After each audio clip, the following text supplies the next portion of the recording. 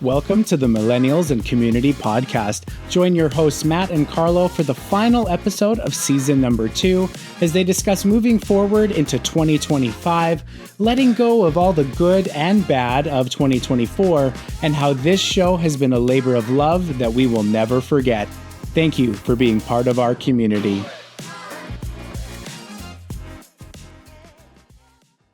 We're bringing it back.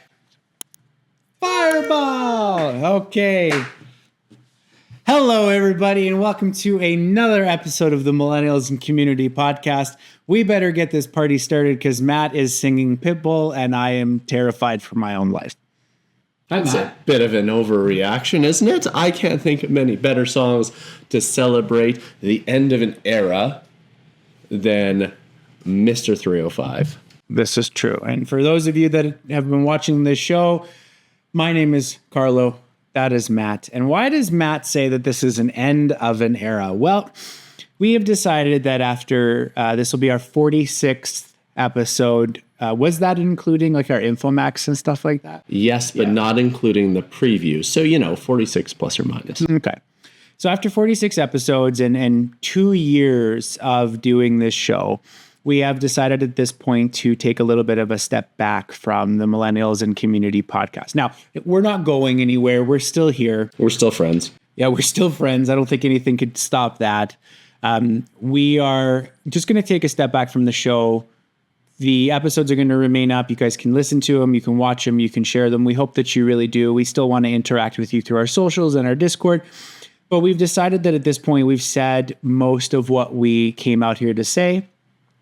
And we're going to stick around. If there's, a special topic or something important that we want to talk about, you might see an episode pop up. So please make sure you stay subscribed and keep the ball rolling. So this episode is all about a new year and a new community, because even though we're recording this in August, this should be coming out right around the end of the year / the beginning of the new year. So our opening icebreaker, Matt. How do you like to celebrate the end of an era?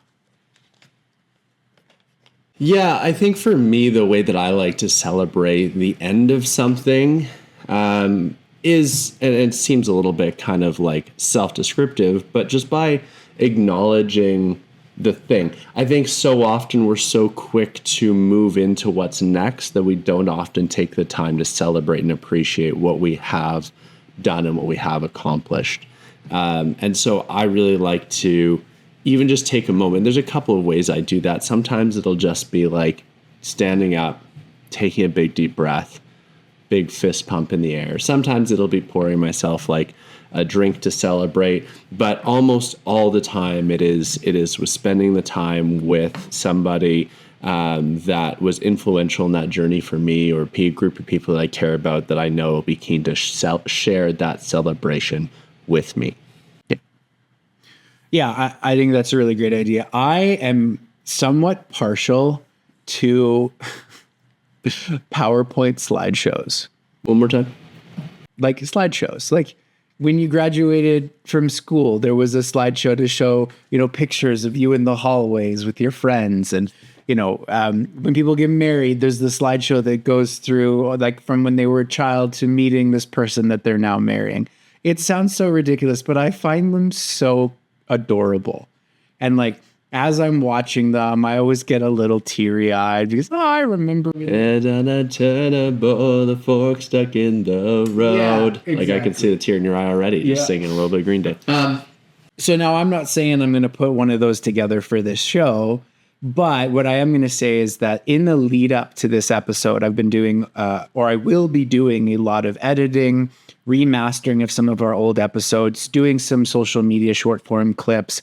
So I'll be spending a lot of time working on our show for the next few months. And that is going to feel really nice to me to kind of bring it all together and kind of, appreciate what we have accomplished and what we've done here, because I'm very proud of what this show has turned into. And I think it's just been the coolest thing to kind of do together. So, yeah, I agree. And I think that it's appropriate that the end of our second season is kind of coinciding with the end of the calendar year. And to me, there's something so powerful about the new year in terms of a really good opportunity to reflect on what's happened in the last year, but also to think about and dream about and get excited about for what the year to come has been.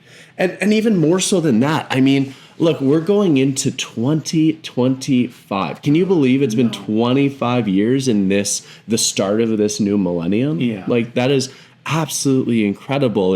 And we have only days to go before we move into, so like, let's unpack this for a second. Like, 2000 started with Y2K, and we're coming into like the first half of the 2020s. Like, objectively, it has been a really rough start to the 2020s. Yes, like, between the pandemic and the wars and the political divisiveness and all of the shit that's coincided with that, like, objectively, and even more closer to home, wildfires and floods and hailstorms, and I'm waiting for like the infestation of like some murder. Whoa, we did have murder hornets. That was a thing too. 2020. Oh my god. So anyway, so like all of the four horsemen of the apocalypse have been here, and yet we're still here.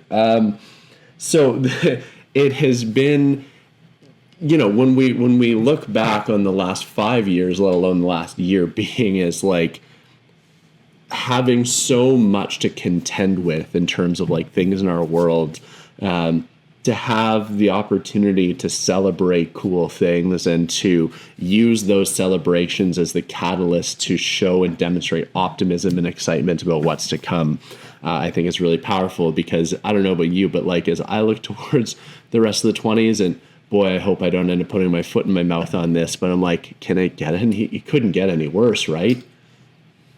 It could. Crickets. Yeah. Cheap. Those aren't crickets. So I guess we wanted to take the chance to do two things in this episode. We wanted to do the chance to really, in our way, celebrate. Yeah. In our way, celebrate the fact that we've gone on this adventure and we're two dorks that are like, hey, let's do a podcast. Just apparently I found out like every other dude in their like early 30s. And yeah, well, here we are. It's really awkward when we had this idea about a month before the like just another white guy with a podcast. Like before that came out, I'm like, damn it, that's me. And anyway, so wanted to celebrate the fact that we've been doing this together for the last couple of years, and that's really exciting. But also want to have a chance to talk about how we like to treat the new year. Like, we often think of like the new year as like, I'm going to get back in the gym, or I'm going to make these resolutions, or I'm going to do these things. And so like, yeah, let's talk about the year, and let's talk about what we can do to get ready for next year, and maybe not in specifics, because again, we're recording this in August, and we want to be respectful to the months that are going to happen in between when we're recording and when we're actually doing this work. But like, let's maybe make a plan for how we're going to reflect on the year that was and look into 2025. Yeah. So when you think about endings and beginnings, what comes to mind for you? Well, I know for many people, an ending can be sad and a beginning can be scary. And I can totally see why that's the case for a lot of people, myself included. I feel that way about certain things. But I think it can be important to kind of shift your perspective on those kinds of things, because an ending is an opportunity to celebrate all the things that happened, whether they were good or bad, and the experience that gave you. And I said this on a previous episode where, we talked about the idea that walking away from something, the ending to something, is just an opportunity for a new era of growth, right? So I think when we think about our endings and our beginnings, instead of them being sad and scary, they should be celebratory and exciting. Mm. And again, it's a little bit of a shift to have. So when you look at it in like, well, the year is coming to an end, it gives you this opportunity to look back at all of your successes over the year, some of the hard-won lessons maybe that you had, some of the great experiences that you had, and then turn around and say, how can I make next year even better? Yeah. Right?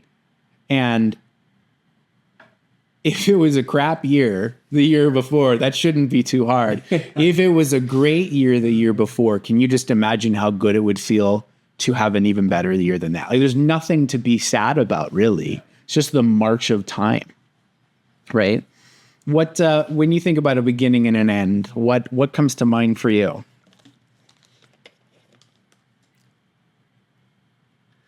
Yeah, I think cause for celebration is a really important one. I think that regardless of what, there's so much opportunity, as you say, to be sad, but we need to be sad, but also like practice gratitude for the duration of time that took place. And it's an opportunity to like to reminisce, to think about fond memories, and to really get excited about what could come next. You know, like it with endings naturally kind of come beginnings, and we think about beginnings as happening first, but something had to always end for the new things to start. Yeah. And so there always has to be that space for those things to happen. So I agree with you. I think that ultimately, for sure, it's a sad thing, but it's something that we need to acknowledge as being just a part of everything that we do. Yeah. If we didn't have the march of time, if we didn't have the changes, can you imagine how boring life would be? Yeah. Right? Like the same thing over and over and over again, right? But each new passing year is an opportunity to grow a little bit further. It's an opportunity to try and experience something new. I think for me, New Year's rolling over, like you mentioned, we set our resolutions. I've never really believed in resolutions, but for me, that new year is an opportunity to set new goals for myself, right? And you might go, well, what's the difference between a goal and a resolution? A resolution is tied to a silly month of a calendar. A goal is tied to personal accountability. A goal never ends, but for some reason, you know, again, being a big gym guy, every January, the first few days of January, the gym is packed. But then by mid-February, it's the same people you've been working out with all year, right? And part of that makes me sad because you want to see people succeed, but you know that the only reason that these people don't keep coming is because they decide to tie it to the calendar flipping over a year rather than a distinct change to want to grow, right? Yeah, I think that's so true. And so, yeah, I mean, look, like we know that there's reasons for us to kind of be pessimistic and worried and nervous, but there's also our reasons and causes to be excited too, right? And I think, again, as we acknowledge the end, we also want to recognize the excitement of the beginning. And yeah, there's some like a lot of turmoil and tumultuousness going on, whether it be like politics or, you know, global conflicts, but there's also some really cool things to look forward to too, like AI, VR, AR. It's a lot of acronyms. Artificial intelligence, virtual reality, augmented reality, 3D printing. Like there's some significant technological shifts that have the ability to like meaningfully impact the way that we live our life and to make good change for people. And there are things that I think we need to hold on to and reasons for optimism. Yeah, so let's dive a little bit deeper into them and why we might have some optimism out of these things. So is one of those things on your list? Pick one and give me a reason why you think you should be excited about it. Well, I'm going to steal 3D printing on you. Do it. I know much less about it, of course, but you know, I think that something that's coming up is very exciting is the idea of 3D printing houses. And again, admittedly, I don't know a ton about it, but it is something that to me is such an exciting development in a country that we live in that is such a significant housing crisis. The idea that you might be able to speed up the construction cycle for I would suggest not all homes, but certainly a huge amount of homes is really, really exciting. Yes. And to me, that's a reason to be significantly optimistic. Sure. And for those of you that haven't seen a house being 3D printed, watch a couple of YouTube videos. It's super cool. Obviously, they're not 3D printing out of plastic. It's usually concrete or an aggregate of some kind. But Matt's right. Like, we are going to see out of necessity, I think, a lot of these smaller, more utilitarian style homes popping up, just so that we can get them out quicker and we can have people have a house at a more cost-effective kind of level. So if it's a piece of technology of it makes that available to us, I think that's really exciting. For me, I think AI is an area that really excites me. In the right kind of ways. Like you look at sometimes a lot of these big companies like Microsoft launched their Copilot and Google's got Gemini now. And a lot of these companies are popping these out and it feels almost out of, they believe it to be necessity where, hey, OpenAI did this first and now everybody's got to have one. And I don't think that's a bad thing. It'll forward the field. But I'm excited about the idea of just having all of this knowledge instantly available at our fingertips, right? Like if there's something you want to learn how to do on a technological level, you can ask AI almost anything and it will give you an answer. And like some of these things are good. I used AI the other day to help me write a listing for my Etsy shop to sell some 3D prints. And the listing it gave me was dang near magical. It was on point. It described the product perfectly in this super cool way that was just super fun to read. I was like, word for word, that's going in, right? So I think that's really, really exciting and something to kind of look forward to. Is there anything coming up shortly that you think you're kind of concerned about? I don't know. I just and again, make this really, really clear. Like, we don't know at this stage what happened in the U.S. election, but here we are in the middle of August looking forward to what the scoop is going to be in December, kind of in that weird kind of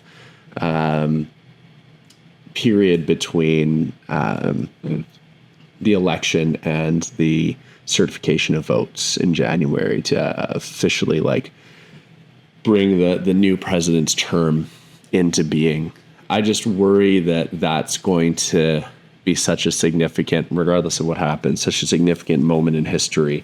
Then I hope that it becomes a galvanizing moment, but I don't think it will be in the short term. And so that's something that really, really concerns me because the U.S. has such a huge role on the global everything. Yeah. that any sort of large scale turmoil in the U.S. is going to have ripples around the world.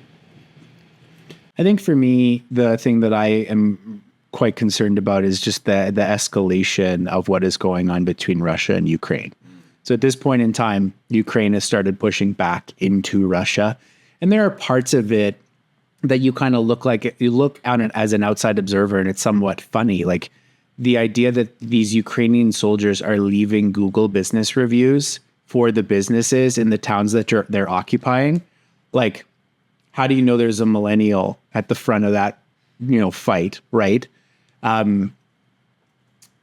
But this is probably the largest conflict between this is a conflict that a major power is in and they're losing, arguably. And that's somewhat scary because you don't really know what a man like Putin might do.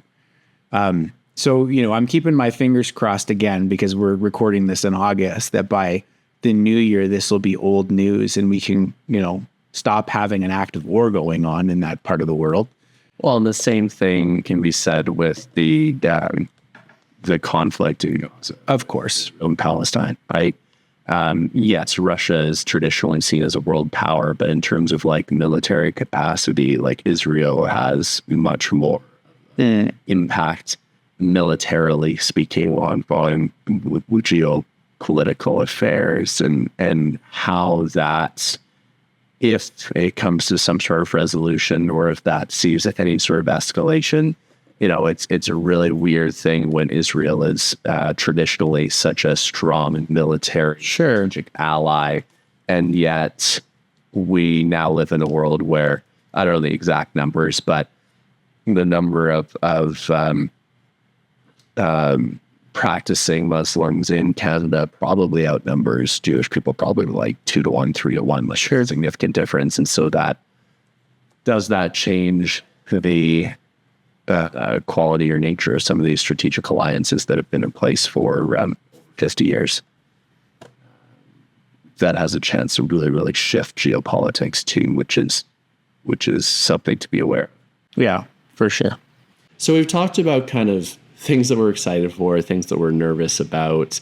Now let's kind of turn the attention back to the show. Like, let's take the chance and like do a little bit of a walk down memory lane. I know we shared this after our first season of the show. Let's do the same thing. Like, what have been some of your reflections on the show, whether it be like the whole process of the show over the last couple of years or something unique to this season? It's been your like high points, your low points. What will you remember most about this journey? Sure.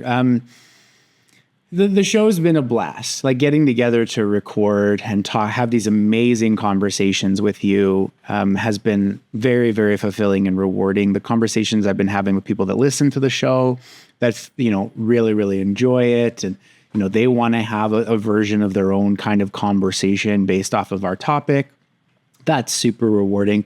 I think the work of doing the editing, learning the social media side of it, all of that kind of stuff has been very challenging.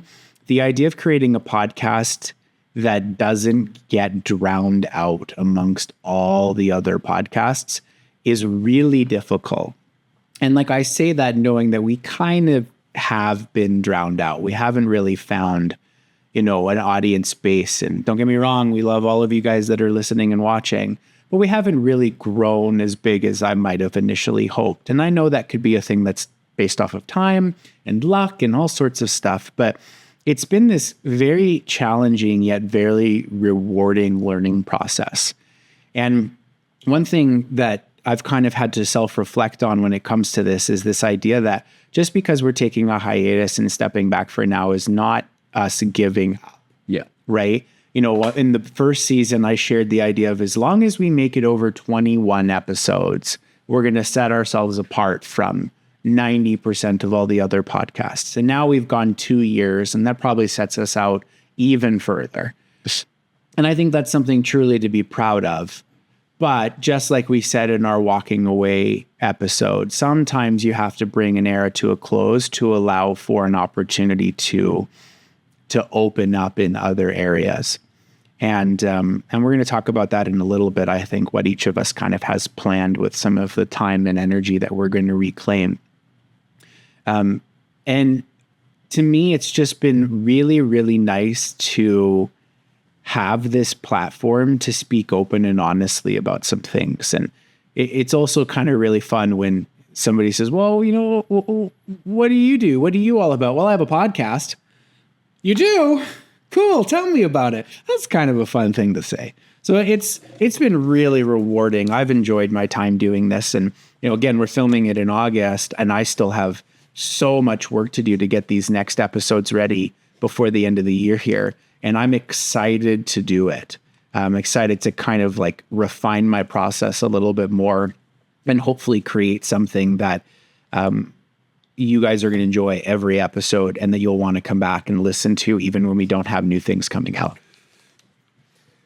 Yeah, I love that. I'm totally agree on all of that. I think that this season again has provided like so much fun. Like, I think about some of the episode topics that we tackled and then some of the hilarious fun that we've had in between. And some of the episodes that stick out for me, the episode on power and privilege, the episode on escapism, these ones really stand out. Kind of our little foray into Infomax, and I don't think we did as many as we kind of expected to, but it's our contribution to helping people try to be informed as they can on certain issues of the day. I think it did definitely. It got tough to schedule, which, we knew, and it definitely didn't get easier in that regard. But also tough to figure out what to share that was meaningful. You know, we said a lot that we wanted this to be a place where people would come and give us feedback, give us things to talk about. And we certainly got lots of positive feedback, but we didn't get a lot of feedback that gave us kind of a direction that we could leap from. And so, you know, left to our own devices a bit, which was nice because it meant that we got to talk about things that we're passionate about. But I also can't help but wonder if we missed the mark with a potential audience just because we just, you know, weren't sure which path to walk on, or what to go deeper on, or what to kind of stay at a more broad level on. So I think about that a lot too. Sure. And I think there's something to be said there, because we really wanted this show to be a community, right? Like we have the Discord, we have our socials. It was like we were trying to create a show for a community that didn't yet exist. Yeah. And there's some challenges in that. There's a lot of front-end loading you have to kind of do. So I don't think it's necessarily a shortcoming, or that we have to like focus in on the idea of like a missed audience. But it definitely felt like we were trying to do something grander than what maybe we were ready for. And I don't think that's a bad thing. I just think that it meant it points to the kind of vision that we have for this show. And, you know, who knows, maybe one of these next 6 episodes will completely tick off and our audience will grow massively, or, you know, there'll be something that we do in the future that allows this to finally gain some traction, and we'll reevaluate at that kind of time. But, you know, I still think we did some really cool things with the 46 episodes that we did. Yeah, I agree. And it's something that I'm really proud of. You know, creating 46 episodes, Unique pieces, you know, that's what, like 25 to 30 hours probably of content. Like, that's a significant amount of thought. And so it's really something that I'm quite proud of, to be able to say that we were able to do that.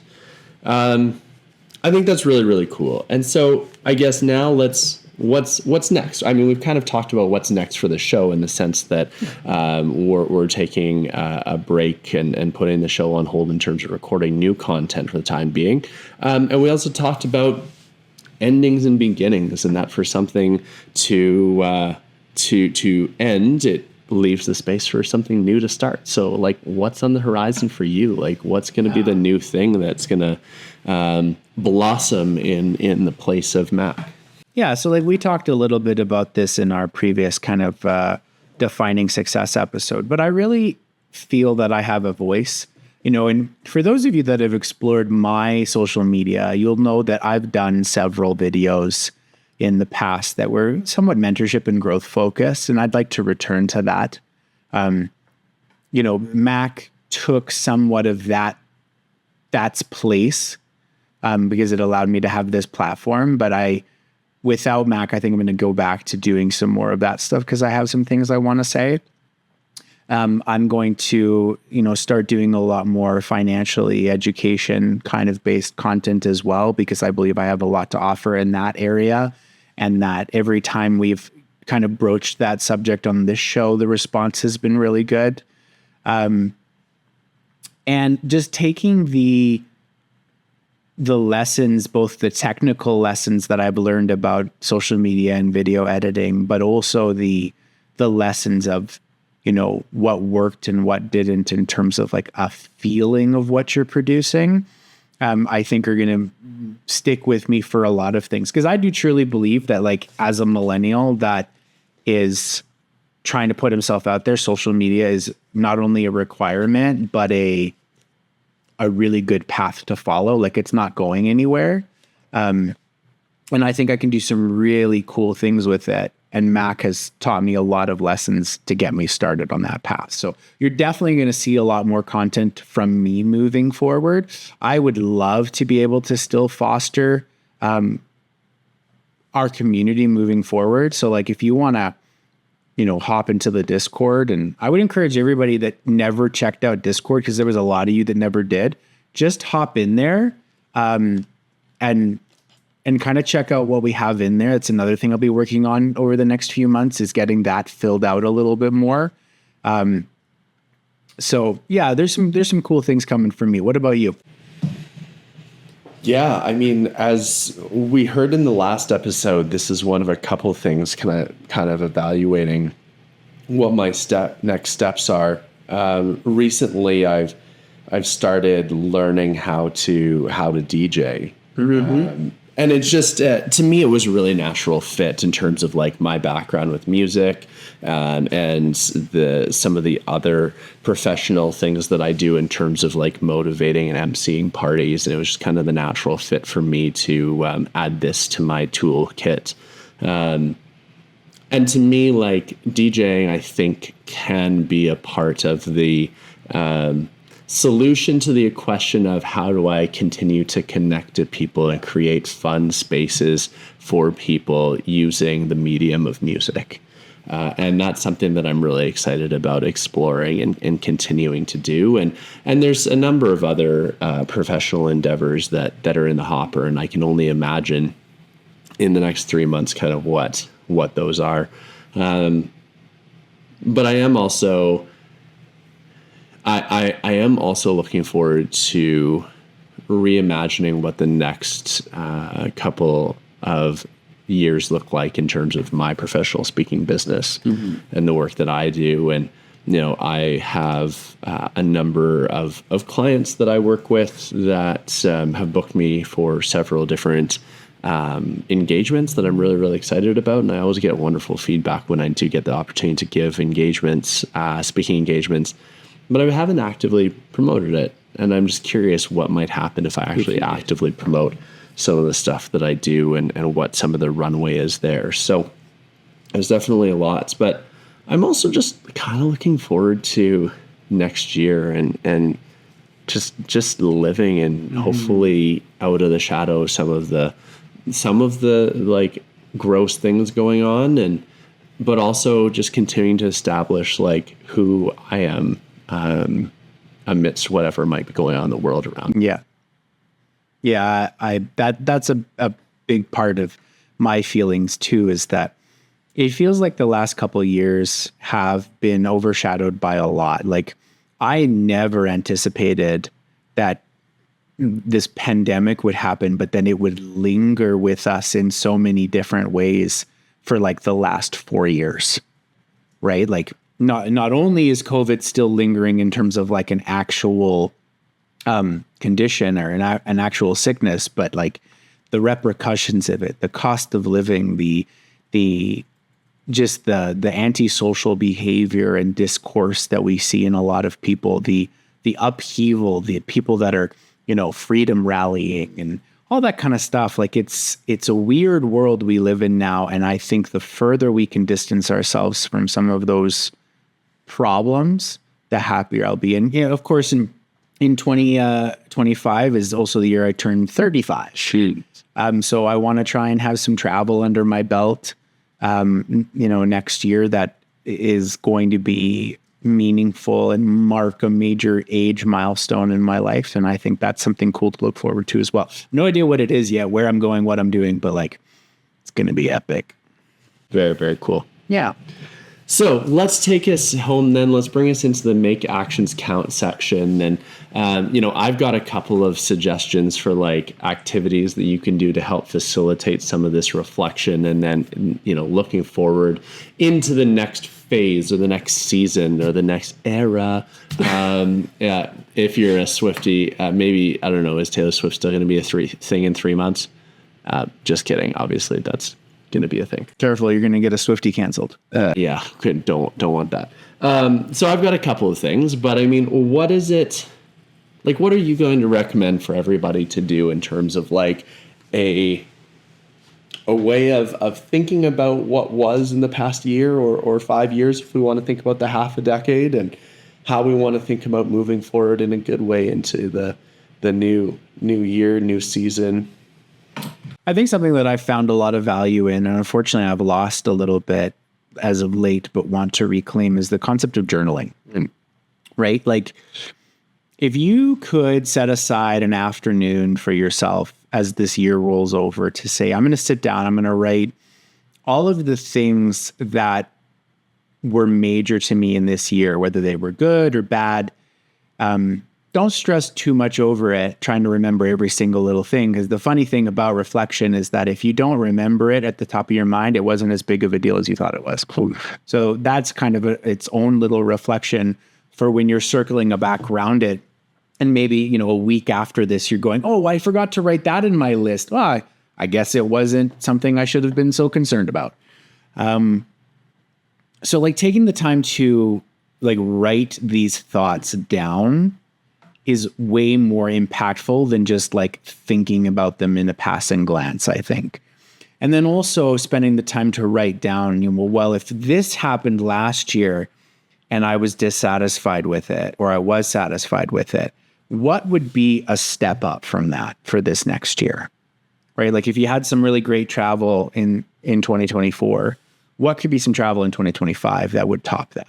If you had a heartbreak in 2024, what would a new relationship look like? Like just improving on all of those things and not necessarily setting a goal for yourself for it, but opening yourself up to the possibility of what you feel you actually want out of those wins and losses. Yeah. Because often life happens to us, but we never really take the opportunity to say, well, if I was the designer of this, how would I have had it happen? Right?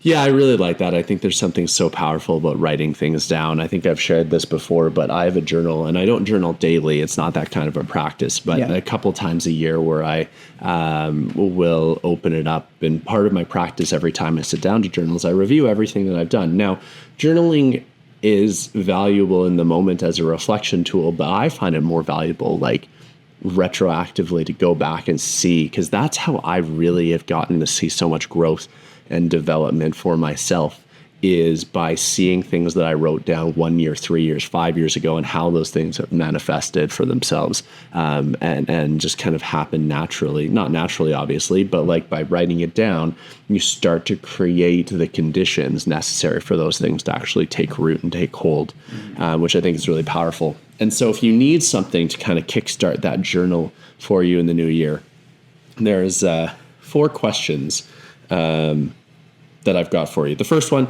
kind of easy, but again, lays the groundwork, creates the conditions. What is something that I'm going to let go of going into next year, into 2025? And what does that look like? And then the next thing is a little bit bigger. Now we're kind of zooming out. The next thing is, what is the change that you want to see in the next 1 year, 3 years, 5 years? The answer might be the same to all 3. You might be looking to see the same action, but just like recognize that obviously the reasonable scope of change in 1 year is different than the reasonable scope of change in 5 years. Then we're going to take it a different direction. I want you to do a little bit of a reflection of like, what are you really good at? Like, what are your superpowers? What are the things that make you special, that you bring, the gifts that you bring to the world? And then lastly, and this is where it kind of combines all those things together, what action can I take that leverages what I'm good at and moves the needle towards, in some way, what that change is that I want to see? It doesn't have to be big. It doesn't have to be dramatic. But like, what's that one thing that moves the needle for you? And I think that's, and like we talked about in the Defining Success episode, we want it to be repeatable. We want it to be something that we can create a habit with, and we want it to be something that we're in control of, right? And so what is it that we can do to leverage our strengths, our superpowers, to make, as small or incremental as it might be, a change towards the change that we want to see in the world? Yeah. Yeah, I think, again, talking about this sense of responsibility that we have as millennials and as just people that want to be the best versions of themselves, it means that you have to be willing to have a little bit of a hard conversation with yourself sometimes, and reflecting on the good and the bad, and especially thinking about it in these kind of like micro and macro levels that you've laid out, really helps you shape a little bit more about who you ideally want to be. And I think that's a really exciting thing, because it's not a common occurrence to sit back and have like a design brief almost of like who you are wanting to be. Yeah.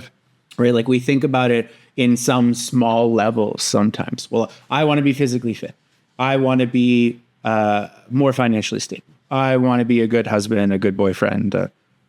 We think about it in these kind of smaller levels. But if you were to like sit back and like weird science it and pull all your favorite things from different magazines to create your ultimate person, what would that be? What would that look like? And then once you have it, do what you can to get there.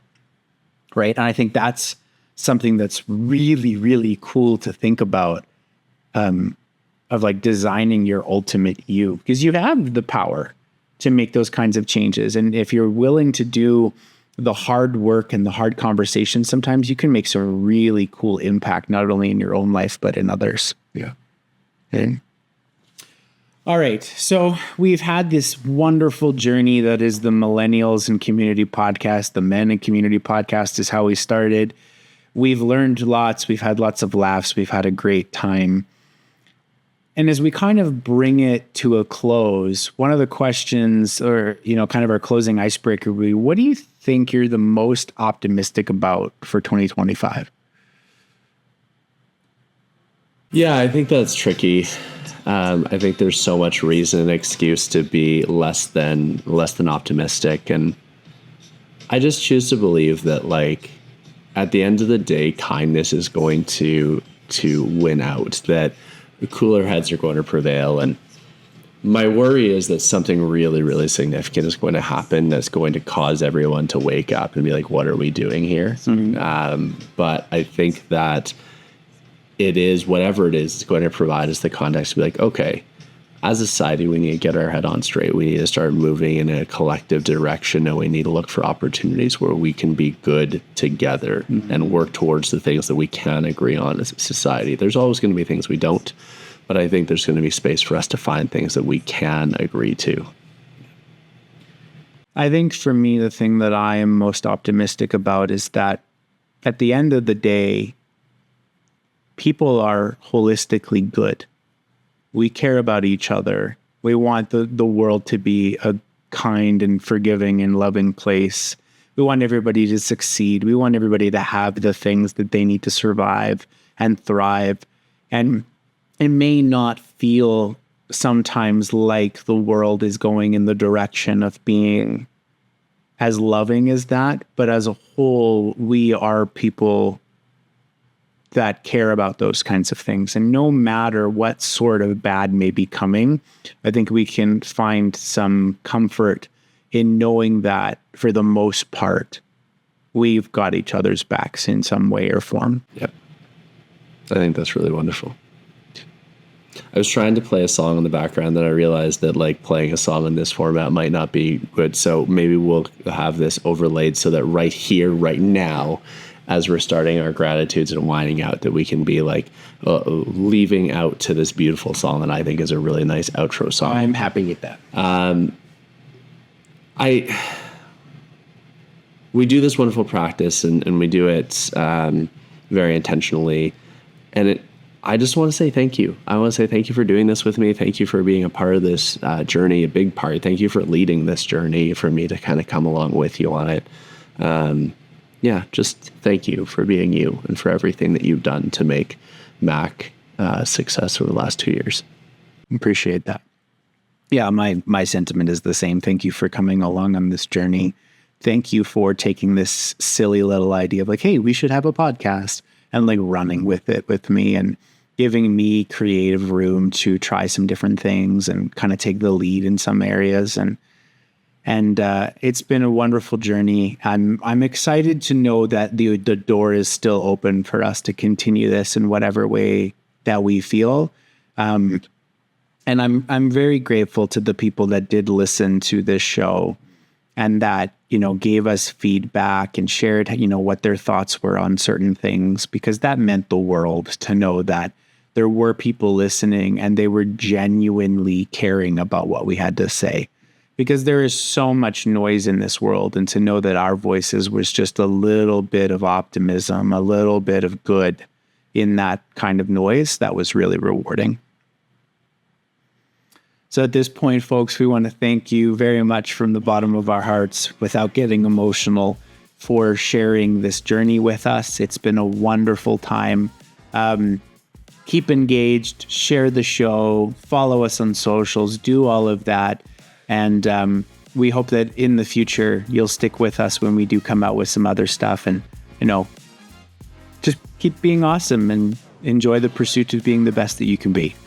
Wishing you an amazing 2025, an amazing second quarter of the first century of the third millennium of time. Thank you so much, everybody. We love you. We appreciate you. And we're excited to connect with you all very, very soon. Bye, everybody.